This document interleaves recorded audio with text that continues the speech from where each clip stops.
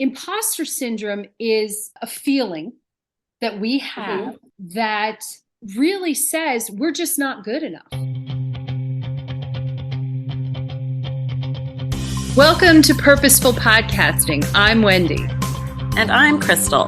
This podcast is meant to share how we and other entrepreneurs bring together purpose and passion to leverage profit in our businesses. We are shining a light on adventure-loving, purpose-driven, action-minded, authentic, and rebellious entrepreneurs. Just like us. So join us as we talk about business and life and everything in between.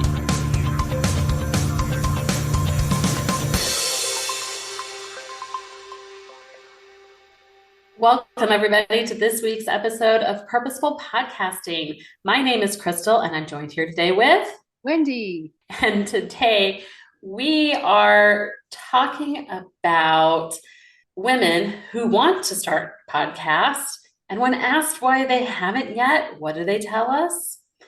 Imposter syndrome. Imposter syndrome ends up being one of the top 3 reasons why they do not start a podcast.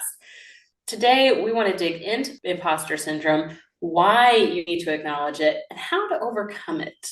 Imposter syndrome is actually interesting. It's not a mental illness, but it is a form of anxiety, which it actually was first described by psychologists in 1978 amongst high-achieving professional women. We now know that it's also common amongst men. Also, a recent study by KPMG found that 75% of female executives suffer in some way from imposter syndrome. Imposter syndrome is a feeling that we have that really says we're just not good enough. It was really interesting. It's self-doubt.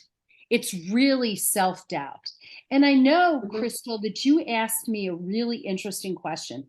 What is the difference between a lack of confidence and self-doubt? I think there's a very fine line, but I think that self-confidence is something that, this is really deep, I think. We can really dig into this, and we're going to. It's almost like the difference between shame. Shame is what you feel about yourself, and guilt. And I think it's almost like that. Self-confidence is guilt. I'm not sure that I have the skills to do that. And I think imposter syndrome is I'm just not good enough. Despite all the skills that you've acquired, I'm not good enough. It's like not even being able to acknowledge the skills that you have. Yes. And I really think that. And what's interesting is studies and research have found that Albert Einstein suffered. Now, is it to the extent of imposter syndrome? He suffered from self-doubt. Serena Williams, Jennifer Lopez, Natalie Portman, Tom Hanks, all have these threads of incredible self-doubt, which to me is mind-blowing. Crystal, you'd also mentioned that it's an equalizer. I think that similar to when we talk about shame and guilt, looking at imposter syndrome and self-doubt, if we actually talked about it, it would become an equalizer, because I think deep down, most of us have these feelings. We can overcome them. So here we talked about really, what is it? It's a feeling of inadequacy. It's a feeling like I'm a fraud, like I'm not good enough. It's not believing in yourself when you have everything that indicates the contrary. You have the skills, you have the knowledge, you have everything. Really common. And it's very common. And I also think that we tend to brush it off and just saying, it's just self-confidence, which to me is gaslighting. It's not acknowledging that this is something that we need to talk about and help people to overcome. We've seen this almost across the board with almost all of our clients kind of experience this in some way or another. And I think you said 75% earlier. I feel like that holds about true even in our world amongst our clients. I feel like this comes up in a lot of different ways. We have one set of clients who have pivoted to a new industry. They've launched a new business. They are brilliant. They know their stuff. They are passionate. They are prepared. And yet imposter syndrome holds her back because they really ask, who are we in this space? We're brand new. What do I have to offer? We have another client who by all accounts, we look at her and we just think, wow, how brilliant are you? When we grow up, we want to be just like you. In our eyes, total badass, and is still having a crisis of conscience on how to get started and how to get launched out in this space. And then we have clients who believe that they're an expert, believe that they know all the knowledge and have all the things ready. And yet we can see them procrastinating in every single other area to get this started. And it's almost like a self-fulfilling prophecy at that point to not get this launched, to not get it off the ground, because it ends up being like a punishment, like a self-punishment, like self-flagellating. Like it's like, I'm going to set myself up to fail, or I already know I'm going to fail at this. So let me just like pull the plug early and fail on my terms and not on somebody else's terms to do this. And, or I'll just do it later. We really kind of talk a lot in our group, like, how do you overcome this? How do you overcome imposter syndrome? Well, one of my favorite ways to do it is, and this was actually an exercise Wendy had me do when she was my coach way back when.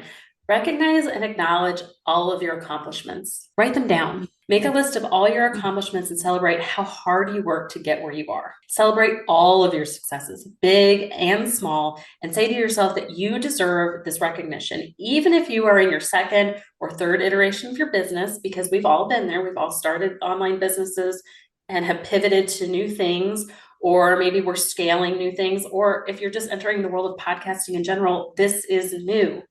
And so by definition, when things are new to us, we are not supposed to be experts and perfect at this when we start. What have you learned along the way? What different hats do you wear? What education, courses, certifications have you leaned into that will help you in this iteration of your business or in this season of your business where you're launching a podcast? I loved this exercise when I was closing down one business and I was getting ready to start another. And I was having my own set of imposter syndrome. And this is an exercise that Wendy had me do, which was, what were all the things you learned in that business? Yes, you're closing it down. That doesn't mean it's a failure, but what have you learned that is going to help you in this next season, in this next chapter? And the list was quite extensive. So what else could one do, Wendy? One of the things also, you've decided that you're going to do a podcast and you're just not sure, is lean into what we call character archetypes. It's like, what role do you play in presenting your content? And there are so many different roles that you can play that actually lend themselves to people who are feeling imposter syndrome. What am I talking about? So if you are, say, you're an explorer, and the reason why you're pursuing this particular topic or this particular podcast is because you're driven by curiosity. So you're leaning into a lot of research. You're collecting a lot of data. You're making observations. You're asking questions. And you're presenting this in order to enlighten your audience.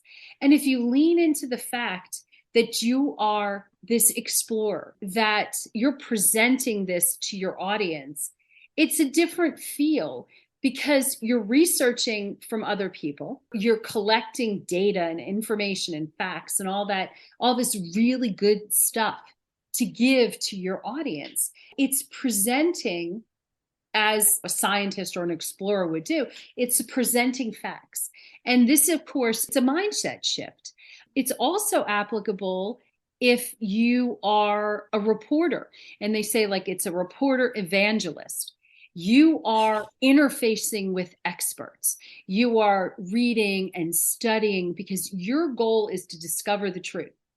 And your goal is to share whatever you've learned with your audience. You're sharing all of this fabulous stuff, the research that you're doing and the studying, you're baking that in with your enthusiasm. Again, it's a mindset shift that says, hey, I can do this because I'm leaning on other people's information, but I'm presenting it my way. Actually, the most common one is a reluctant heroine. It's someone who feels really uncomfortable in the spotlight, but feels so drawn and such passion for the mission and vision that she's endeavoring. And she's compelled to do this, that she'll go out and become a master in whatever field that she's currently pursuing. And I know that when I started Rebel on the Go, I was a reluctant heroine. I believed so much in the transformation of travel, but I was just, how do I put myself out there? How do I do this? What makes me qualified to do that? Besides a long list of reasons, I really would lean into being this reluctant heroine. Now, the beauty in all of this is you evolve as you go along. And you can go from being a reluctant heroine to an evangelist to any number of other things as you move along and as you feel less anxiety and more confident in what you're producing. And the other thing is the format you use. Do interviews. You have the questions, you have the passion, and you can interview people. And that in and of itself takes the pressure off of you in terms of presenting the information to your audience. Sorry about that, Crystal. I get a little carried away about some things. Well, because you have a passion about it, you're excited to share with people. You are no longer the reluctant heroine, and you are like the evangelist. Hey, do you have any other tips that we could share? Yeah, so I think that another thing that you can do, share your feelings with somebody, share it with a trusted friend, a colleague, or a coach. Talking out our feelings or what's holding us back can help us gain a new perspective, and it helps us realize we're not alone. Remember that shame grows in the dark, and I'm going to go to my Brene Brown and shame here, but if you put shame in a petri dish, 3 ingredients to grow exponentially: secrecy, silence, and judgment. If you put the same amount of shame in the petri dish and douse it with empathy, it cannot survive. So many of us let our imposter syndrome send us into a shame spiral over something, whether it's I'm not smart enough, I'm not tech savvy enough, nobody wants to hear what I have to say. Sometimes you just need to say your own bullshit out loud to somebody else to hear that it is actually bullshit. It helps normalize it, helps it go away. I can't even tell you how often I have voiced my own insecurities to Wendy via Voxer, and we will call it my shitty first draft. And even as I say it out loud to her in the call, I know that it is bullshit, but in my head, there's a much bigger critic. And there's something to say about hearing somebody that I admire and respect their opinion on the other side telling me that I'm full of it, or yes, but let's talk this through, or just to kind of give you a new perspective, give you some new insight, or give you some tips to help overcome those things, kind of helps calm the storm in my head and bring things down just a little bit, which I think leads us into our last one, Wendy. I think so, but I think that that's such an important thing. And I can't say enough how valuable it is to have someone. I'm really lucky. I have Crystal as my sounding board, someone who can really, shouldn't put up with bullshit, which is really nice. I can't even tell you. Oh, did I just say that on the radio? On this podcast? We're not necessarily. Sure can. God, how old am I? How old am I? But I think also, really even more important, is we have to practice self-compassion. And what does that mean? We need to be kind to ourselves. We have to give ourselves grace. So how the heck do we do that? I can say it, and it usually sounds easier than it is. But the first thing, think about when you're talking to yourself, would you talk to a friend this way? And would you treat a friend the way you treat yourself? I think if we actually just stop, and most of the time the answer is no. I know that at times I think, whoa, who am I talking to? I'm talking to myself. I can't beat myself up like that. Would I beat someone else up the way that I think I can do to myself? No. Catch yourself. Or even before you start, realize that, just think, hey, I'm having a conversation with my best friend, which is myself. And how would I respond to what's going on in my head and how I'm feeling? I think it can be a very powerful tool to help us. Really, it is. It's self-compassion. It's being kind to ourselves. So that would be the first thing. I would also say sometimes it's easier to journal, to sit down and do some writing. It doesn't even have to be that detailed. but is to just write yourself a letter. And again, it's almost like you're addressing it. You're my best friend. Bring the issue to the surface and try to work through, I accept myself no matter what. I love myself no matter what. I'm going to be compassionate with myself no matter what. Because most of the time, the reason that feeling imposter syndrome is, the question is it really valid? Are you giving a speech about neuroplasticity and you're supposedly doing brain surgery? I mean, is that what we're talking about here? Probably not. Maybe. No, then you have to have the credentials to go along with it. So just write yourself a letter. Write yourself a letter. And, I almost think that we need to wake up in the morning, and I can't remember what movie it was from, but some guy looked in the mirror and went, wink, wink, nod, nod. I'm so fabulous. Every single one of us should be waking up in the morning and saying that to ourselves in the mirror.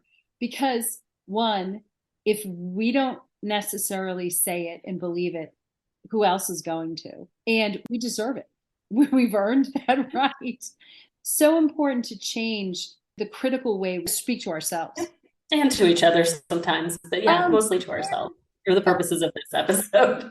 But I'm fortunate that I don't surround myself with many people. I don't think of anybody that I surround myself with who's not nice, doesn't think before. True. Yeah. They don't last very long. Let's put it that way. No. Hopefully this is helpful. I think mostly it's important to remember, you guys, that imposter syndrome is common. It is okay to feel that way. It's important to recognize and address it so it doesn't hold you back. So it's okay to feel it. Don't be stuck in it. Mm-hmm. And so we're hoping that some of the tools in this episode kind of help you navigate that hurdle just a little bit more, because at the end of the day, we want you to reach your goals, including starting a podcast, because we know it's a goal that so many of you have. And with our Purposeful Podcasting Boot Camp, we help participants overcome the imposter syndrome hurdles in our group cohort. If you'd like more information and you want to get on the wait list for that, the next cohort will start in May, which I cannot believe is right around the corner already. So link is in the show notes. But until next time, you guys, we are so excited that you joined us here today, and we will catch you later. Bye. Bye. Thanks for listening. Be sure to subscribe and leave us a rating. But only if you liked it. Otherwise, just keep it to yourself. You can learn more about Purposeful Podcasting on our website at serendipitousrebel.com. And if you have topics you'd like to hear about, be sure to submit them on our website or DM us on social media.